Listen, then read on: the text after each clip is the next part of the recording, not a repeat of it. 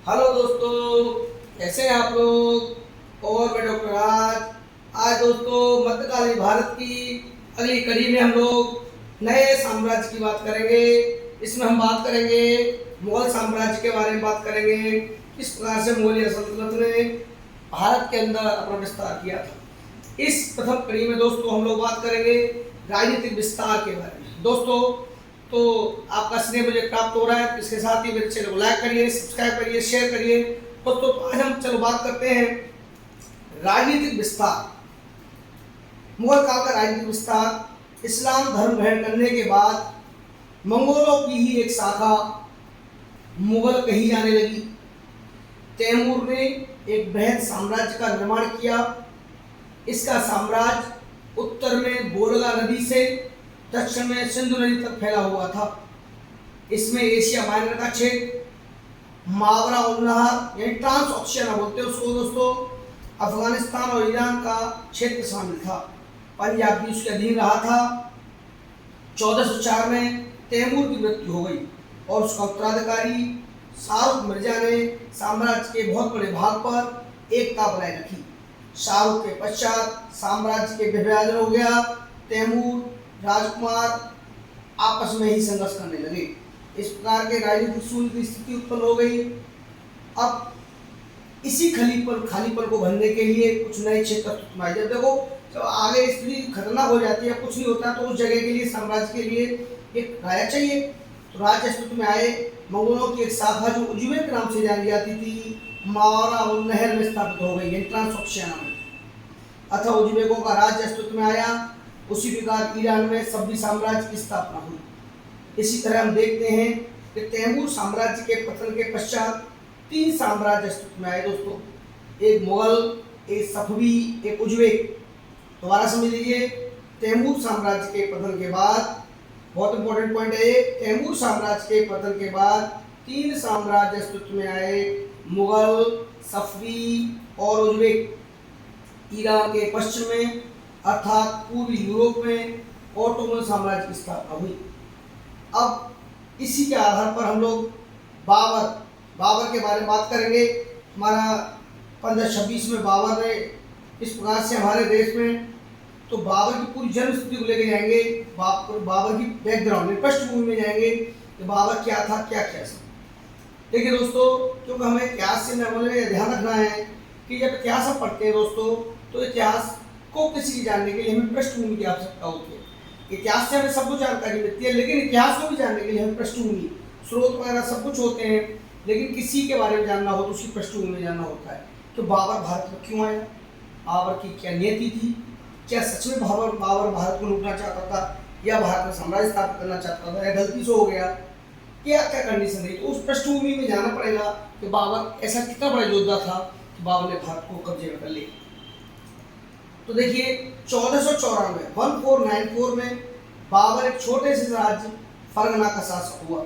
उसने अपने चाचा अर्थात हेरात के शासक से समरकंद का क्षेत्र छीनना चाहा, किंतु उसके चाचा ने उज्बेक शासक शैबानी खान की सेवा प्राप्त की। उज्बेक थे वो, अभी बताया था मैंने, मुगल सफवी उज्बेक 3 थे, मुगल सफवी उज्बेक। तो उसके चाचा ने उज्बेक शासक शैबानी खान की सेवा प्राप्त की और बाबर को इस क्षेत्र से खदेड़ दिया। 1503 में बाबर ने दोबारा क्षेत्र को जीतना चाहा, परंतु इसे सफलता नहीं मिली। अंत में बाबर ने 1504 में काबुल को जीत लिया। 1510 में शैबानी खान ईरान के सफवी शासक शाह इस्माइल से फाइट हुआ और मारा गया। अब एक बार फिर सफवियों को मदद से बाबर ने समरकंद को जीतना चाहा। सफवियों का मुगल, सफवी, उज्बेक, मुगल तो बाबर हो गया, उज्बेक चाचा तो उसमें अंदर था, तो वहां से खदेड़ दिया। तो लास्ट में उसने क्या किया, काबुल को जीत लिया।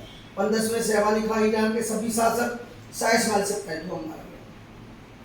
अब एक बार फिर सफवियों को मदद से बाबर ने समरकंद को जीतना चाहा और कुछ हद तक उसे सफलता भी मिली, क्योंकि ईरानी सरदारों ने उसके साथ इस तरह व्यवहार किया, उसे बर्दाश्त नहीं कर सका और उसने समरकंद विजय की इच्छा ही त्याग दी। लगभग उसी समय सभी शासक शाह इस्माइल भी ओटोमन तुर्कों से पराजित हुआ और मारा गया। यही स्थिति थी जब बाबर ने भारत की ओर देखा। ठीक है, ओटोमन तुर्की से पराजित हो गया, मारा गया सभी शासक इस्माइल। बाबर ने अपने तुर्की बाबरी में लिखा है बाबर का ही लिखा हुआ अपने द्वारा लिखा हुआ ऑटोबायोग्राफी है कि काबुल की विजय से लेकर पानीपत की लड़ाई तक वह निरंतर भारतीय क्षेत्र पर कब्जा करने का स्वप्न देखता रहा। बाबर का प्रथम उद्देश्य पंजाब पर कब्जा करना था। ये बहुत बार पूछा गया है कि बाबर का पहला उद्देश्य क्या था। भारत में पंजाब पर कब्जा करना था, न कि भारत पर। पंजाब पर करना था, भारत में। इसके निम्न कारक थे। नंबर 1, वो तैमूर के उत्तराधिकारी होने के नाते, बाबर तैमूर का उत्तराधिकारी बन के आया था, उत्तराधिकारी होने के नाते इस क्षेत्र पर अपना दावा रखता था। एक बात ये थी, तैमूर पंजाब में आया था। नंबर 2, काबुल, कंधार, बदख्शां के क्षेत्र से उसका प्रशासनिक खर्च भी पूरा नहीं हो पाता था। तो प्रशासनिक जो खर्चे थे, उसने सोचा कि भारत को लूट लो, भारत सोने चिड़िया है। आपको मालूम होगा कि भारत में संत काल में हमने पढ़ा हो, तमाम ईरानियों ये भारत को सोने चिड़िया समझ के खींच लूट खबूट करना, मंदिरों को तोड़ना, ये सब इस टाइप के अत्याचार करना काम किया। भारत की राजनीतिक स्थिति इसके अनुकूल थी, जो बाबर को भारत को मदद कर रही थी। अनुकूल क्यों थी? तो भारत में, मैं आपको बता दूं एक शॉर्ट में, भारत में छोटे छोटे राज्य बन चुके थे, वो भी राज्य आपस में लड़ते झगड़ते थे। कोई एक छत्र शासन नहीं था, केंद्रीकृत शासन व्यवस्था नहीं थी। छोटे छोटे राज्य अपने अपने क्षेत्र में समाविष्ट थे और लोधी वंश का भी लगभग डाउनफॉल हो चुका था। तो छोटे छोटे राज्य आपसी प्रतिद्वंद्विता लड़ाई झगड़े में उन्होंने बाबर को इस परिस्थिति के अनुकूल बना दिया। ठीक है दोस्तों, तो 1518 में उसने क्या किया, भीरा के किले पर कब्जा कर लिया। और ये बताया जाता है कि पहली बार ही बाबर ने भीरा के किले में तोपखाने का प्रयोग किया था। 1520 से 21 में बाबर ने पंजाब में 2 अभियान किए। उसने भीरा में सियालकोट, बाजौर आदि क्षेत्रों को जीता। 1524 में उसने चौथा अभियान किया। 1525 में उसे पंजाब के गवर्नर दौलत खां लोधी का निमंत्रण हुआ। वस्तुतः दौलत खां के पुत्र दिलावर खां को इब्राहिम लोधी ने अपने दरबार में बुलाकर अपमानित किया। साथ ही दौलत खां लोधी एक महत्वाकांक्षी गवर्नर था। यही वजह है कि उसने भारत में बाबर को आमंत्रित किया। समझ रहे आप? दौलत खां लोधी महत्वाकांक्षी गवर्नर था और दौलत खां के पुत्र दिलावर खां को इब्राहिम लोधी ने अपने दरबार में बुलाकर अपमानित किया था, इसीलिए उसने बुलाया था वहाँ। यही संभवतः महाराज सांगा का दूत भी वहाँ पहुँचा था। अब बाबर को ऐसा महसूस होने लगा कि अगर भारत को जीतने का समय नहीं है तो संपूर्ण पंजाब को जीतने का समय आ गया है। अतः 1525 में बाबर का अंतिम और 5वां अभियान हुआ। तब तक दौलत खां लोधी उसका विरोधी हो गया। अब दौलत खां लोधी जिसे बुलाया था वही विरोधी हो गया। लेकिन जब बाबर पंजाब पहुंचा तो दौलत खां लोधी ने बाबर के सामने समर्पण कर दिया। इस तरह पंजाब पर बाबर का कब्जा हो गया। अब लोधी शासक इब्राहिम लोधी के साथ उसका एक निर्णायक युद्ध हो गया। 20 अप्रैल 1526 को पानीपत की पहली लड़ाई हुई थी। पानीपत इस समय हरियाणा में दोस्तों, पानीपत हरियाणा में है। पानीपत की पहली लड़ाई 20 अप्रैल 1526 को हुई थी। इस लड़ाई में बाबर ने तुलगुमा पर युद्ध प्रणाली को तोपखाने जोड़ दिया। तुलगुमा पद्धति अपनाई जाती, चारों तरफ से अपने दुश्मन को घेरना, तोपखाने को उसे जोड़ दिया।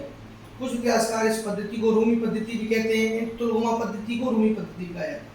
इसमें होता क्या है, चारों तरफ से बख्तरबंद गाड़ियों को लगा करके दुश्मन को स्टेप से घेरा जाता है। क्योंकि पहली बार ओटोमन शासक ने सबरी शासक इस्माइल के विरुद्ध उसका प्रयोग किया था। बाबर इस युद्ध में अपनी जीत का श्रेय तीरंदाजों को देता है। इस युद्ध में बाबर की जीत हुई और इब्राहिम लोधी मारा गया। इस युद्ध में बाबर के 2 तोपचियों ने अर्थात मुस्तफा और एवं उस्ताद अली महत्वपूर्ण भूमिका निभाई। अब बाबर के सामने दिल्ली और आगरा तक का क्षेत्र खुला पड़ा था। उसे लोधी का खजाना हाथ लग गया। इसके बाद उसने ग्वालियर, धौलपुर आदि क्षेत्रों को जीता। आगरा में हुमायूं ने उसे प्रसिद्ध कोयली हीरा भेंट किया था। यानी हुमायूं जब बीजापुर गोलकुंडा जीत के आया था तो विक्रमजीत को तो हीरा किसको दिया, हुमायूं ने बाबर को दिया था। लेकिन बाबर ने खुश होकर क्या किया, यह हीरा हुमायूं को दे दिया। यह हीरा ग्वालियर के शासक राजा विक्रमजीत से प्राप्त किया गया था। ठीक है, ऐसी कंडीशन थी।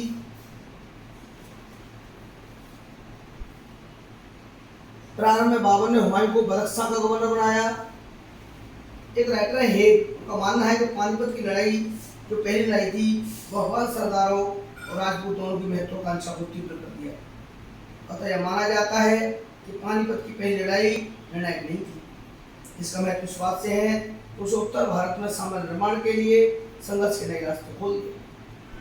महाराणा सांगा के साथ बाबर का युद्ध अनिवार्य था, क्योंकि महाराणा सांगा की दृष्टि में जो महाराणा सांगा था बहुत पावरफुल व्यक्ति था भाई, क्योंकि महाराणा सांगा की दृष्टि में भी आगरा पर जो महाराणा सांगा था उसकी दृष्टि आगरा पर थी। बाबर ने महाराणा सांगा पर आरोप लगाया कि उन्होंने बाबर को भारत में आमंत्रित किया था, क्योंकि जिस समय बाबर इब्राहिम लोदी के संघर्ष कर रहा था तो सांगा ने उसकी कोई मदद नहीं की। महाराणा सांगा 18 युद्धों में थे और माना जाता है उसके शरीर पर 80 घाव थे। 1926 में खनवा के मैदान में बाबर और सांगा की सेनाएं आमने सामने खड़ी हो गई। सांगा की मदद में और कुछ राजपूत राज सामने आए, मारवाड़, अजमेर, ग्वालियर, अंबर, चंदेरी आदि। इनके अतिरिक्त इब्राहिम लोदी का भाई महमूद लोदी और मेवात के शासक हसर खां मेवाती भी सांगा के साथ थे। इस युद्ध में बाबर ने जिहाद का नारा दिया था। इस युद्ध में सांगा की हार हो गई और कुछ सरदारों ने इसे जहर दे दिया। इस तरह खनवा की लड़ाई बहुत निर्णायक साबित हुई। तो खनवा में क्या हुआ, राणा सांगा हार गए। 1528 में बाबर ने चंदेरी प्राप्त किया और मेरी राय को पराजित किया। इसी बीच बाबर ने हसन खां मेवाती को पराजित करके अलवर का क्षेत्र उससे छीन लिया। भारत में अफगान शक्तियां संकित हो रही थी और नेता बंगाल का शासक नुसरत शाह था। यह इब्राहिम लोदी का दामाद था। खनवा की लड़ाई के पश्चात महमूद लोदी भी बंगाल चला गया था। महमूद लोदी के रूप में अफगानों को एक सशक्त नेता मिल गया था। 1529 में बाबर ने अफगानों से घग्गर की लड़ाई जीती थी। इसमें बाबर की विजय हुई, परंतु अफगानों की शक्ति नहीं तोड़ी जा सकी। तभी काबुल में विद्रोह हुआ। अतः बाबर की मजबूरी ने अफगानों से एक संधि करनी पड़ी। इसी के पश्चात बाबर काबुल की तरफ बढ़ा, पर लाहौर में उसकी मृत्यु हो गई। पहले उसकी लाश को आगरा में रखा गया, फिर उसे काबुल में दफनाया गया। अबुल फजल ने इसके पीछे कहानी बताई है कि जिसके अनुसार उसने अपनी उम्र हुमायूं को दे दी थी। बाबर का पास समय का अभाव था, इसलिए उसने उत्तरी भारत के एक बड़े क्षेत्र में विजय करने के बाद भी एक उन्नत प्रशासन की स्थापना नहीं कर सका। उसके विषय में कहा जाता है कि योग्य सेनानी था, परंतु साम्राज्य निर्माता नहीं था। और दोस्तों ये भी कहा जाता है कि बाबर ने अपनी पहली पत्नी से कहा था कि मेरी मृत्यु के बाद मुझे काबुल में दफनाया जाए। इसीलिए बाबर की लाश को उखाड़ के यहाँ से ले जाया गया आगरा से। अगला है दोस्तों शासक हुमायूं। हुमायूं बाबर का उत्तराधिकारी था। उसे कांटों का ताज मिला था। उसके सामने निम्न समस्याएं थी। पहला था उसके चचेरे भाई मोहम्मद जावा और मोहम्मद सुल्तान की दृष्टि सिंहासन पर थी। नंबर 2 अफगान शक्ति का पुनरुत्थान हो रहा था। नंबर 3 साम्राज्य विलय के बाद भी संघ प्रशासन नींव नहीं डाल दिया सकी। उसने अमीर वर्ग में विविध नस्ल के लोग थे और उससे प्रतिस्पर्धा करते थे। तैमूरी राजवंश में साम्राज्य विभाजन की परंपरा थी। यद्यपि बाबर ने हुमायूं को एक सुझाव दिया था कि अपने भाइयों के साथ नम्र व्यवहार करे, किंतु अपने भाइयों में विभाजन साम्राज्य विभाजन की अनुमति नहीं दी। उसने कहा था कि भाई साम्राज्य विभाजन नहीं करना। इसलिए कामरान उस समय काबुल और कंधार का गवर्नर था और पंजाब के गवर्नर मीर यूनुस अली के विरुद्ध शक्ति का प्रदर्शन कर पंजाब, मुल्तान और हिसार भोजा पर भी नियंत्रण कर लिया था। इतिहासकारों का मानना है कि हिसार फिरोजा के हाथ से निकल जाने से हुमायूं को बहुत बड़ी नुकसान हुआ था, क्योंकि इस क्षेत्र से बहुत बड़ी संख्या में लोग सेना में लिप्त होते थे। अपने दूसरे भाई अस्करी को हुमायूं ने संभल का और हिंदार को अलवर का क्षेत्र दिया था। हुमायूं का प्रथम अभियान चुनार का अभियान था 1531 में जो हुआ था। हुमायूं के सामने अफगानों की चुनौती बड़े उग्र रूप में उपस्थित हुई। पश्चिम में गुजरात के अफगान शासक बहादुर शाह उसको चुनौती दे रहा था। बहादुर शाह एक योग्य शासक था। 1526 में वह शासक हुआ। 1531 में उसने मालवा पर कब्जा कर लिया और देवगिरी और बरार के शासकों को इस बात के लिए मजबूर किया कि वो बहादुर शाह के नाम से खुतबा जारी करें। किंतु हुमायूं ने सबसे बड़ी समस्या पूरे अफगानों की समस्या को ही माना। 1532 में दौराह की लड़ाई हुई, दौराह 1532 दौराह की लड़ाई में उसने पूर्वी अफगानों को पराजित किया। उस समय चुनार का किला शेर खां के अंतर्गत था। शेर खां ने हुमायूं को इस बात के लिए राजी किया कि वो चुनार का किला शेर खां के अधीन ही रखे। बदले में शेर खां ने हुमायूं की अधीनता स्वीकार कर ली। हुमायूं ने अपना कीमती वक्त दिल्ली में एक नई राजधानी दीन पनाह बनाने में गुजार दिया। हुमायूं ने अपना कीमती वक्त दिल्ली में एक नई राजधानी दीन पनाह बनाने में गुजार दिया। तब तक गुजरात के शासक बहादुर शाह ने अपनी स्थिति मजबूत कर ली। बहादुर शाह ने अजमेर को जीत लिया, उसे चित्तौड़ पर हमला किया। ऐसा माना जाता है कि चित्तौड़ की रानी कर्णावती ने हुमायूं को राखी भेजी। फिर बहादुर शाह ने इब्राहिम लोदी के चचेरे भाई तार खां को मदद दी। अब हुमायूं ने बहादुर शाह के विरुद्ध अभियान करने का निर्णय किया। पहले उसने एक युद्ध में तार खां को पराजित किया, तो उसके बाद मार डाला। उसे मांडू पर हमला किया। बहादुर शाह चंपारण भाग गया। हुमायूं ने उसका पीछा किया। फिर बहादुर शाह काठियावाड़ भाग गया। हुमायूं ने भाग उसका पीछा किया। इससे मालवा और गुजरात पर हुमायूं कब्जा हो गया। उसने मालवा और गुजरात का प्रशासन अपने भाई अस्करी को सौंप दिया और स्वयं मांडू चला गया। अस्करी का एक योग्य प्रशासन नहीं था, उसे मुगल अमीरों से नहीं बन सकी। वह नाराज होकर आगरा की तरफ कूच किया। अब हुमायूं को एक गलतफहमी हो गई कि वो आगरा पर कब्जा करना चाहता है। हुमायूं ने उसका पीछा किया। रास्ते में दोनों भाइयों की भेंट हुई और गलतफहमी दूर हो गई। किंतु जब तक गुजरात और मालवा दोनों ही उसके हाथ से निकल चुके थे 1537 में, किंतु इस अभियान में बहादुर शाह की शक्ति टूट गई और अंत में 1537 में पुर्तगालियों के साथ एक झड़प में वो मारा गया। इधर पूर्व में शेर शाह ने अपनी स्थिति मजबूत कर ली। उसने 1537 में क्यूल नदी के किनारे सूरजगढ़ की लड़ाई में 1537 में क्यूल नदी के किनारे सूरजगढ़ की लड़ाई में बंगाल और बिहार दोनों की संयुक्त सेना को पराजित किया। अंत में हुमायूं ने शेर शाह के विरुद्ध अभियान किया और चुनार का घेरा डाल दिया। 6 महीने का तक परिश्रम के बाद चुनार के किले को जीता जा सका। तब तक शेर शाह ने रोहतास के किले पर कब्जा कर लिया और वहीं उसने परिवार को सुरक्षित कर दिया। फिर उसने बंगाल पर हमला करके बंगाल को जीत लिया। बंगाल का शासक महमूद शाह घायल अवस्था में हुमायूं के कैंप में आ गया। उसी समय शेर शाह ने हुमायूं से प्रस्ताव किया कि अगर हुमायूं बंगाल और उसके अधीन छोड़ देता है तो बदले में हुमायूं को बिहार का क्षेत्र प्रदान करेगा और 10 लाख रुपए वार्षिक प्रदान करेगा। शेर शाह अपने प्रस्ताव में कितना ईमानदार था यह कहना संभव नहीं है, कि इस प्रस्ताव पर कोई समझौता नहीं हो सका। फिर हुमायूं ने बंगाल पर हमला करके बंगाल पर कब्जा कर लिया। तभी शेर शाह ने हुमायूं की रसद लाइन काट दी। अब हुमायूं आगरा से कट गया। उसी समय हिंदलाल ने आगरा में ताजपोशी करने की कोशिश की, जिसे कामरान ने उचित समय पर हस्तक्षेप करके नाकाम कर दिया। परंतु हुमायूं ने चिंतित होकर आगरा की तरफ प्रस्थान किया और उसने बंगाल के अधिभार कुछ अमीरों पर छोड़ दिया। कर्मनाशा नदी के किनारे चौसा की लड़ाई में 1539 में शेर शाह के साथ उसका संघर्ष हुआ और वह पराजित हुआ। इसी तरह भिस्ती के सारे हुमायूं अपनी जान बचाकर आगरा पहुंचा।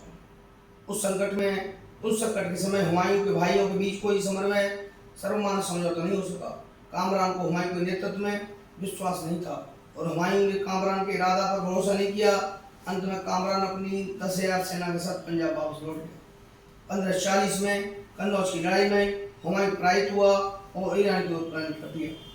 हुमायूं की असफलता के कारण हुमायूं के बीच वैमनस्यता थी, देर से काम करने की प्रवृत्ति, जैसा उसने बंगाल और गुजरात के अभियानों में किया था।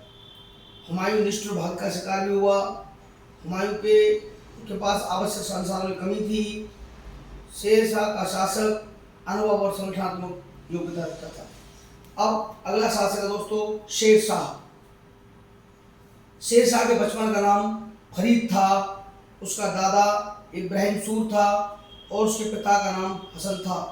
वे दोनों बहरो लोदी के समय भारत आए थे। फरीद के बचपन में सासाराम के परगना का प्रबंधन सौंपा गया था, अतः बचपन में उसने भूराजस्व प्रबंधन की योग्यता प्राप्त कर ली थी। फिर वह बिहार के शासक बहार खां लोहानी की सेवा में चला गया। वह उसके अल्पवयस्क पुत्र जमाल खां का शिक्षक नियुक्त हुआ। धीरे धीरे वह बिहार का स्वतंत्र शासक बन बैठा। 1527 में से 28 में वो 1 वर्ष तक बाबर के कैंप में रहा। 1531 में उसे ताज खां से चुनार का किला हासिल कर लिया। उसकी बढ़ती हुई शक्ति से बंगाल का शासक गियासुद्दीन महमूद चिंतित हो गया। उसने बिहार के लोहानी शासक के साथ मिलकर शेरशाह पर हमला कर दिया, परंतु 1537 में सूरज की लड़ाई में उसकी पराजय हुई। शेरशाह शासक के रूप में 1540 में कन्नौज की लड़ाई के बाद शेरशाह ने पाकशाह की उपाधि ली और आगरा का शासक बन गया। शेरशाह के सामने कुछ समस्याएं थीं, जैसे कि पहला नंबर 1, शेरशाह को उस बात का भय था कि मुगल पुनः उत्तर पश्चिम भारत को प्राप्त करने की कोशिश कर सकते हैं। नंबर 2, उसकी दूसरी समस्या अफगान सरदारों को संतुष्ट करने की थी। तभी संभव था जब अफगान समीरों को जागीर के रूप में भूमि प्रदान की जाती, इसलिए क्षेत्रीय विस्तार आवश्यक था। 1541 में 1541 में शेरशाह ने खोखरों के विरुद्ध अभियान किया, क्योंकि उसे इस बात का भय था खोखर हुमायूं का समर्थन कर सकते हैं। खोखरों की शक्ति तोड़ दी गई। फिर शेरशाह ने बलूचियों के विरुद्ध अभियान किया। 1543 में उसने हैबत खां के नाम एक फरमान भेजा, जिसमें इस बात का निर्देश दिया गया कि मुल्तान को भू राजस्व की दर 1/3 से घटाकर 1/4 कर दी जाए। 1547 में बंगाल के गवर्नर खिचर खां ने विद्रोह कर दिया। शेरशाह ने उसे अपदस्थ कर दिया और फिर उसे बंगाल का विभाजन 16 सरकारों में कर दिया, ताकि कोई एक गवर्नर शक्तिशाली न हो सके। यह शेरशाह का एक महत्वपूर्ण कदम था। इस विभाजन के बाद बंगाल की आर्थिक और राजनीतिक एकता बनाए रखने के लिए उसने काजी फजीयत को बंगाल में किया था। काजी फजीयत विभिन्न सरकारों के बीच कोऑर्डिनेशन में समन्वय का कार्य करता था। वह अमीन ए बंगाल के पद पर भी नियुक्त किया गया। शेरशाह का मालवा अभियान महत्वपूर्ण अभियान था। मालवा से पूर्व उसने ग्वालियर को जीत लिया। मुगल गवर्नर अब्दुल कासिम बेग ने उसके सामने 1542 में समर्पण कर दिया। 1543 में शेरशाह ने मालवा का अभियान किया। मालवा का गवर्नर कादर खान ने उसके सामने समर्पण कर दिया। अब शेरशाह ने राजपूताना की ओर देखा। जोधपुर का शासक मालदेव एक शक्तिशाली शासक था। वो 1532 में जोधपुर का शासक हुआ था। उसने उत्तरी और पश्चिमी राजस्थान का एकीकरण किया। भट्टी राजपूतों की सहायता से उसने अजमेर को जीता। उसने बीकानेर पर भी कब्जा कर लिया। अतः बीकानेर के शासक के संबंधी कल्याण और भीम शेरशाह के दरबार पहुंच गए। स्वयं मालदेव का एक संबंधी मेड़ता का शासक बीरम देव भी शेरशाह के दरबार में पहुंच चुका था। 1542 में मालदेव और शेरशाह के बीच सेमल की लड़ाई हुई। इस युद्ध में शेरशाह ने छल और फरेब का सहारा लिया। इस लड़ाई में मालदेव की पराजय हुई और शेरशाह ने अजमेर पर कब्जा कर लिया। इससे पहले दोस्तों 1543 में शेरशाह ने रायसेन के पूर्वमल के विरुद्ध अभियान किया। यह युद्ध शेरशाह के चरित्र पर एक कलंक है, क्योंकि शेरशाह ने पूर्वमल को अपने किले में सुरक्षित रूप से बाहर में जाने का वचन दिया था, क्योंकि जब राजपूत सेना निकल रही थी तो उसने एकाएक उस पर हमला कर दिया। राजपूत योद्धा डरते हुए मारे गए और राजपूत महिलाओं ने जौहर व्रत कर लिया। जौहर व्रत जानते हैं? अपने पतियों के साथ समाप्त करना लीला। अब शेरशाह ने कालिंजर की तरफ देखा। उस समय कालिंजर पर चंदेल शासक कीर्ति सिंह शासन कर रहा था। 1545 में शेरशाह ने कालिंजर के विरुद्ध अभियान किया, जो शेरशाह का अंतिम अभियान था। वहीं एक तोपखाने के फट जाने से उसकी मृत्यु हो गई, परंतु कालिंजर पर कब्जा हो गया। उसका उत्तराधिकारी उसका पुत्र जमाल खां 1545-53 का समय है, इस्लाम शाह के नाम से शासक बना। इस्लाम शाह अपनी राजधानी आगरा से ग्वालियर ले गया। इस्लाम शाह अपनी राजधानी आगरा से कहाँ ले गया? ग्वालियर। पहला ऐसा शासक था जो नालायक शासक था, जो ग्वालियर को राजधानी ले गया। वैसे लगभग मध्य में ले गया। उसे शेरशाह का खजाना भी चुनाव से ग्वालियर ले गया। साम्राज्य की राजनीतिक और आर्थिक एकीकरण में वह शेरशाह से एक कदम आगे बढ़ गया, क्योंकि उसने संपूर्ण एकता भूमि को खासा भूमि में तब्दील कर दिया और वह संपूर्ण अधिकारियों का वेतन राज के खजाने से देने लगा। इसमें इसका एक महत्वपूर्ण कदम था इस्लामी कानूनों का संहिताकरण। इसके महत्वपूर्ण फायदा हुआ। उसने उलेमा और शासकों की निर्भरता कम कर दी।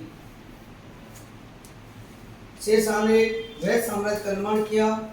उसका साम्राज्य पूर्व में बंगाल से लेकर पश्चिम में सिंध नदी तक था। इसमें कश्मीर का भी क्षेत्र शामिल था। जो शेरशाह साम्राज्य का था वो पूर्व में बंगाल से लेकर पश्चिम में सिंध नदी तक था और उसमें कश्मीर का भी क्षेत्र शामिल था। बस बाबर और हुमायूं की तुलना में शेरशाह ने एक बड़े साम्राज्य का निर्माण किया था। किंतु उत्तराधिकारियों की अयोग्यता के कारण वह साम्राज्य अस्थायी सिद्ध हुआ। इस्लाम शाह ने अपनी नीति के कारण अफगान अमीरों को क्रुद्ध कर दिया। इस्लाम शाह का उत्तराधिकारी फिरोज हुआ, परंतु उसके चाचा मुबारिज खान ने उसकी हत्या कर दी और स्वयं आदिल शाह सूर के नाम से शासक बन गया।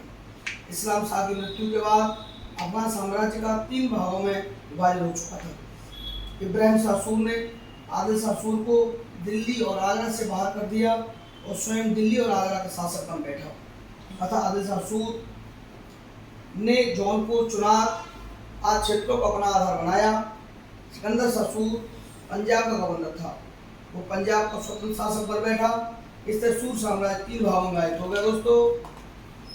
शेष हुमायूं, अब इसके बाद हुमायूं के कन्नौज के बाद क्या हुआ था? हुमायूं ने कन्नौज के बाद उस समय तक सिंध में शरण ली। उसी समय उसने जोधपुर के शासक मालदेव से मदद का आश्वासन मिला था, किंतु जब हुमायूं ने मालदेव से मदद मांगी तो मालदेव ने शेर शाह के दबाव में आकर अपने प्रस्ताव को वापस ले लिया। 1542 में अमरकोट में अकबर का जन्म हुआ। 1542 में हुमायूं ने राजपूत शासक राणा बरसाल की सहायता से सिंध को जीतना चाहा, लेकिन शाह तहमास प्रथम ने काबुल, कंधार और गजनी को जीतने में मदद करने का आश्वासन दिया। 1545 में हुमायूं ने कंधार को जीत लिया और उसे शाह तहमास को सौंप दिया। उसने इस बात से निराशा हुई कि शाह तहमास ने आगे काबुल और गजनी को जीतने में कोई दिलचस्पी नहीं दिखाई। अतः हुमायूं ने कंधार को पुनः अपने नियंत्रण में ले लिया। फिर उसने काबुल पर कब्जा कर लिया। फिर 1553 में कामरान का विरोध बरकरार था। हिंदाल उस समय हुमायूं के साथ हो गया। 1551 में कामरान के साथ युद्ध करते हुए हिंदाल मारा गया। 1553 में कामरान हुमायूं से पराजित हुआ और उसे बंदी बना दिया गया। हुमायूं ने उसकी आंखें निकलवा ली और उसे मक्का भेज दिया। हुमायूं ने अपने भाई कामरान की आंखें निकलवा दी थी। 1545 में हुमायूं ने लाहौर पर कब्जा कर लिया। 1555 में पंजाब का शासक सिकंदर शाह सूर के साथ उसका मच्छीवाड़ा की लड़ाई में हुमायूं में जीत हुई, यानी उसको हरा दिया। हुमायूं ने पंजाब पर कब्जा कर लिया और अकबर को पंजाब का गवर्नर बनाया। 1555 में हुमायूं ने आगरा एवं दिल्ली पर भी कब्जा कर लिया, किंतु अपने सौभाग्य के दिन देखने के लिए हुमायूं आखिरी समय तक जीत नहीं रहा। आखिरी समय तक नहीं जीत सका, अधिक समय। जनवरी 1556 में अपने पुस्तकालय की सीढ़ी से गिरकर हुमायूं की मृत्यु हो गई। लेकिन लिखते भी हैं वो जीवन पर ठोकर खाता रहा, अंत में ठोकर खाकर उसकी मृत्यु हो गई। फरवरी 1556 में पंजाब के कालानौर में अकबर की ताजपोशी हुई और बैरम खान उसका संरक्षक हुआ। सबसे पहले 9 वर्ष की अवस्था में अकबर गजनी का गवर्नर बनाया गया था, फिर उसे पंजाब का गवर्नर बनाया गया। फिर 1556 में वो शासक बन गया। जौनपुर के शासक आदिल शाह सूर का विरोध भी विद्यमान था। आदिल शाह सूर का जो मंत्री हेमू था वह रेवाड़ी का एक बनिया था, राजस्थान। वो अपनी योग्यता की बदौलत मंत्री के पद पर पहुंच गया। उसने 22 लड़ाई लड़ी, लेकिन किसी भी लड़ाई में नहीं हारा था। उसके स्वामी ने खुश होकर उसे विक्रमजीत की उपाधि दी थी। बैरम खान ने दिल्ली की सुरक्षा का भार तरदी बेग पर छोड़ रहा था। हेमू ने दिल्ली पर कब्जा कर लिया और तरदी बेग भाग खड़ा हुआ। बैरम खान ने क्रुद्ध होकर उसे मृत्युदंड दे दिया। अब एक निर्णायक युद्ध अनिवार्य था। 5 नवंबर 1556 को पानीपत की दूसरी लड़ाई में हेमू की हार हो गई। एक तीर लग जाने से हेमू घायल हो गया और गिर गया। बैरम खान ने उसे स्वयं अपने हाथों मार डाला। अफगानों का भाग्य सितारा सदा के लिए डूब गया और मुगल सत्ता पुनः स्थापित हो गई। 1556 से 60 के बीच अकबर बैरम खान के संरक्षण में रहा। 1556 से 60 के बीच मुगल क्षेत्र जीते गए। 1557 में सिकंदर शाह ने अकबर के सामने समर्पण कर दिया। अतः पंजाब पर अकबर का नियंत्रण हो गया। 1557 में अकबर का कब्जा अजमेर पर हो गया। 1558 से 1559 ग्वालियर पर कब्जा कर लिया। 1560 में जौनपुर पर कब्जा कर लिया और जावा खां को उज़्बेक का गवर्नर बनाया गया। दोस्तों, इसकी अगली कड़ी में हम लोग अकबर को बाद में पढ़ेंगे भी, लेकिन हम पढ़ रहे हैं शेर शाह का राज, सिद्धांत और प्रशासन। अफगानों के समय राजतंत्र कमजोर था। अफगान में जनजातीय स्वतंत्रता की भावना थी। बहलो लोधी अपने अमीरों को अमीर काजी कहा करता था, उसके साथ काली पर बैठता था। सिकंदर लोधी ने अमीरों को नियंत्रण करने की कोशिश की और उसे मुक्ति या बलि के आय को लेकर कराना शुरू कर दिया। शेरशाह ने राजतंत्र की शक्तिशाली बनाना चाहा और उसने प्रशासन के केंद्रीकरण पर बल दिया, सेंट्रलाइज कर दी सकती। ऐसा माना जाता है कि शेरशाह का मॉडल कुछ हद तक अलाउद्दीन खिलजी के मॉडल पर आधारित था। इस मॉडल में अकबर ने इस अकबर का मॉडल को प्राप्त किया था। शेरशाह ने मॉडल का अध्ययन करते हुए निम्न बातों पर बल दिया।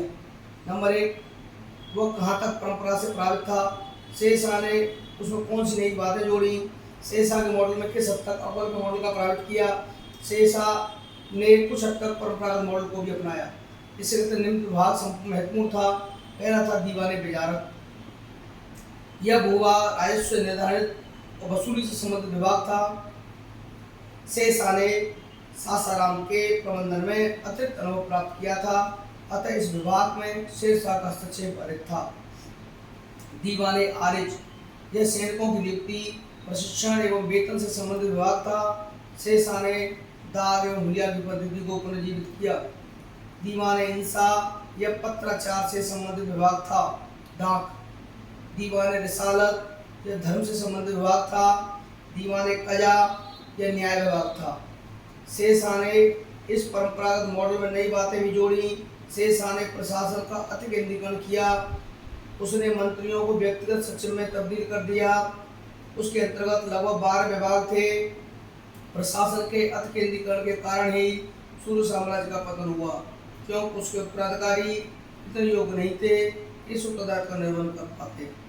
शेरशाह के मॉडल के कुछ हद तक अकबर के मॉडल को प्राप्त किया। शेरशाह के समय प्रांतीय प्रशासन था अथवा नहीं था, इस विषय के बारे में विवाद है, तय नहीं है। मानक प्रांतीय प्रशासन की शुरुआत हुई अकबर के समय हुई। कानून लोगों का मानना है शेरशाह के समय प्रांतीय प्रशासन नहीं था और साम्राज्य का विभाजन सरकारों में हुआ। जबकि परमात्मा शरण मानते हैं शेरशाह के समय प्रांतीय प्रशासन था। और फजल का मानना है कि शेरशाह का साम्राज्य 63 परगनों में विभाजित था। उसके अनुसार 16 सरकारों में विभाजित था। 16 सरकारें बंगाल में थी और 47 सरकारें देश के अन्य भाग में। दोआब क्षेत्र में भू-राजस्व प्रबंधन और प्रशासनिक कार्यों के लिए सरकारी सर्वोच्च इकाई थी, किंतु कुछ अन्य क्षेत्रों में सुरक्षा प्रशासन को ध्यान में रखते हुए एक अन्य प्रशासनिक इकाई को अपनाया गया जो विलायत के नाम से जाना जाता था। विलायत में एक सदी सरकारें शामिल होती थी। बंगाल, मालवा, राजपूताना और मुल्तान में विलायत का गठन किया गया था। सरकार सल्तनत काल के सिख को ही विस्तृत रूप था। इस प्रकार के 2 अधिकारी नियुक्त किए गए, सिकदार सिकदारान और मुंसिफ मुंसिफान। प्रथम अधिकारी सामान्य प्रशासन से संबद्ध था, दूसरा भू-राजस्व प्रशासन से। सरकार का विभाजन परगनों में हुआ था। परगना में सामान्य प्रशासन की देखरेख सिकदार नामक अधिकारी करता था, जब भू-राजस्व प्रशासन मुंसिफ या आमिल नामक अधिकारी के अंतर्गत था। परगनों में खजानदार नामक अधिकारी की नियुक्ति होती। प्रशासन की सबसे छोटी इकाई डेल था या मौजा था, जो गांव का ही रूप था। जैसे गांव डेल कहलाते थे जिसमें कृषि का भी भूमि के साथ वास की जाती भूमि होती थी। मौजा वैसी भूमि होती थी जिसमें केवल कृषि की भूमि होती थी। इस प्रकार मुखिया या पटवारी, इसका जो मेन वो होता था, प्रधान मुखिया या पटवारी होता था। भू-राजस्व प्रशासन की सबसे छोटी इकाई गांव थी। अब भू-राजस्व प्रशासन।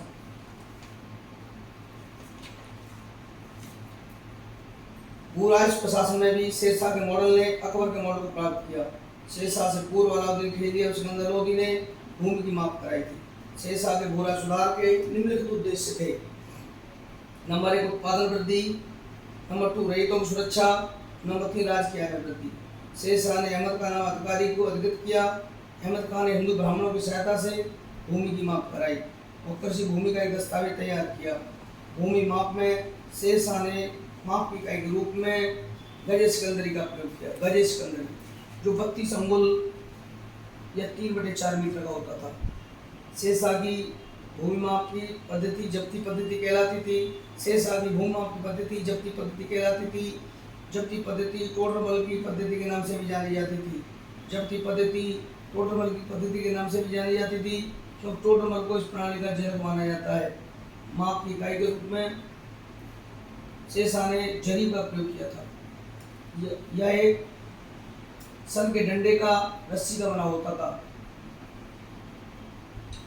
माप की सबसे छोटी इकाई बीघा को माना गया है और सबसे बड़ी इकाई परगना को बनाया गया था। शेषा की पद्धति ही रैयत वाली पद्धति के नाम से जानी। शेषा ने किसानों से प्रत्यक्ष संबंध स्थापित किए। प्रत्येक किसान को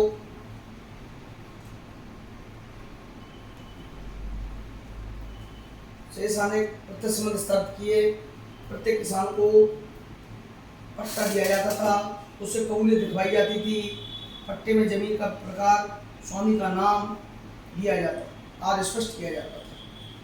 कबूलियत में यह बात स्पष्ट की जाती थी कि संबंधित किसान को कितना राजस्व प्रदान करना है। भू राजस्व अधिकारी को स्पष्ट रूप में निर्देश दिया था कि नियमों का पालन करें। शेषा ने जमीन को 3 भागों में विभाजित किया था। यह विभाजन उत्पादकता के आधार पर किया गया था। यह विभाजन उत्तम, मध्यम और निम्न भूमि में किया गया था।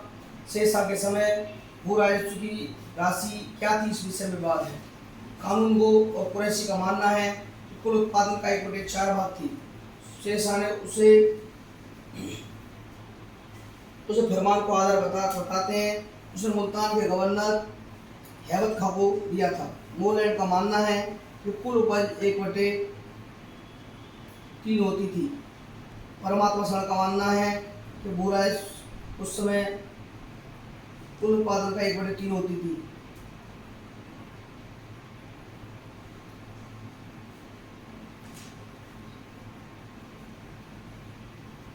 शेषा की सफलता इस बात में है कि उसने अनाजों की दर तालिका तैयार कराई, जिसे रय कहा जाता था।